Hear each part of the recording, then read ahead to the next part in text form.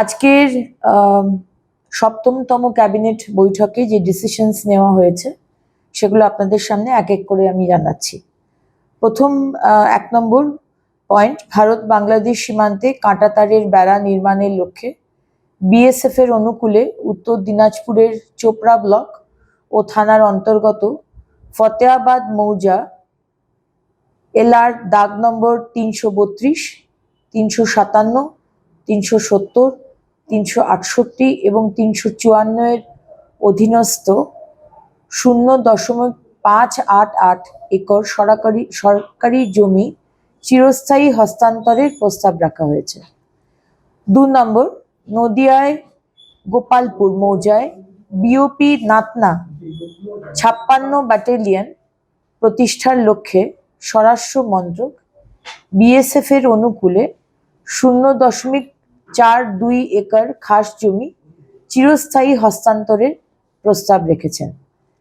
3 নম্বর, নদিয়ার মহাতপুর মৌজায় বিএসএফ এর ব্যবহারের লক্ষ্যে স্বরাষ্ট্র মন্ত্রকের অনুকূলে 2.15 একর জমি চিরস্থায়ী হস্তান্তরের প্রস্তাব রাখা হয়েছে। 4 নম্বর, সীমান্ত ব্যবস্থাপনার লক্ষ্যে বিএসএফ এর অনুকূলে উত্তর দিনাজপুরের মালন ও চায়নগরের মৌজার মোট 0.39 একর সরকারি জমি চিরস্থায়ী হস্তান্তরের প্রস্তাব রাখা হয়েছে।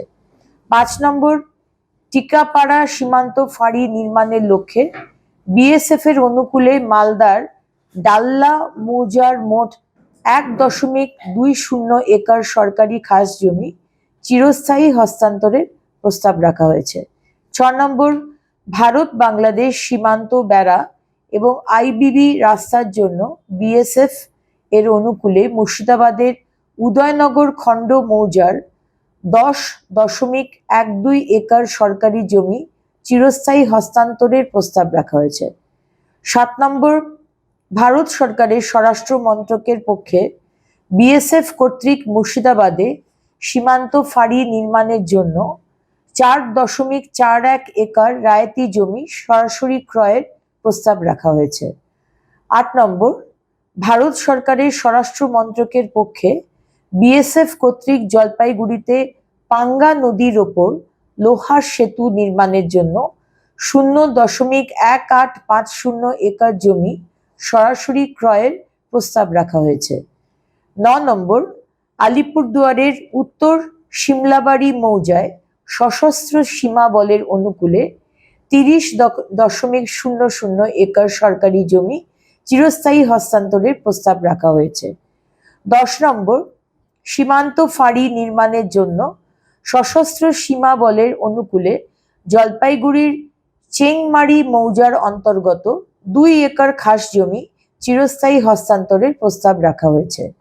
11 নম্বর, মুর্শিদাবাদের আন্দিতে WBSEDCL এর অনুকূলে 0.50 একর সরকারি জমির দীর্ঘমেয়াদী বন্দোবস্তের প্রস্তাব রাখা হয়েছে। 12 নম্বর, পশ্চিম মেদিনীপুরের উত্তরবারে WBSEDCL এর অনুকূলে 0.61 একর সরকারি জমির দীর্ঘমেয়াদী বন্দোবস্তের প্রস্তাব রাখা হয়েছে। 13 নম্বর, বীরভূমের তেরাতড়িতে WBSEDCL এর অনুকূলে 0.46 একর সরকারি খাস জমির দীর্ঘমেয়াদী বন্দোবস্তের প্রস্তাব রাখা হয়েছে। 14 নম্বর, কোচবিহার শহরের IOCL এর অনুকূলে 0.32 একর জমির দীর্ঘমেয়াদী বন্দোবস্ত পুনর্নবীকরণের প্রস্তাব রাখা হয়েছে।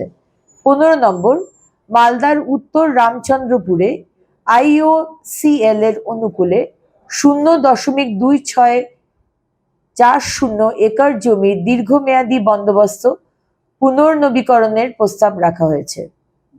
16 নম্বর, বীরভূমের চন্দায় WBPDCL এর অনুকূলে 31.41 একর সরকারি খাস জমির দীর্ঘমেয়াদী বন্দোবস্তের প্রস্তাব রাখা হয়েছে। 17 নম্বর, পশ্চিমবঙ্গ রাজ্য ওয়্যারহাউজিং কর্পোরেশন এর অনুকূলে বাঁকুড়ার আইলাকান্দিতে 4.00 একর সরকারি খাস জমির দীর্ঘমেয়াদী বন্দোবস্ত এবং পরবর্তীকালে নিষ্কর্ষত্বে হস্তান্তরের প্রস্তাব রাখা হয়েছে। 18 নম্বর, ঝাড়গ্রাম জেলা জঙ্গলকুচিতে কুলটিকড়ি এসসি উচ্চ বিদ্যালয় অনুকূলে 13.40 একর ইজারা সত্ত্ব জমির দীর্ঘমেয়াদী বন্দোবস্ত পুনর্নবীকরণের প্রস্তাব রাখা হয়েছে। 19 নম্বর, দীঘা, শঙ্করপুর এবং সংলগ্ন উপকূলীয় এলাকার পর্যটনের বিকাশ, কর্মসংস্থানের সুযোগ সৃষ্টি ইত্যাদি সামগ্রিক আর্থসামাজিক উন্নয়নের লক্ষ্যে দীঘা শঙ্করপুর উন্নয়ন পর্ষদ পরিকল্পনা এলাকা এর পরিধি সম্প্রসারণের বিদ্যমান 51টি মৌজার সাথে কাঁথি 1 এবং কাঁথি 2 ব্লকের 202টি মৌজার অন্তর্ভুক্তিকরণ প্রস্তাব রাখা হয়েছে।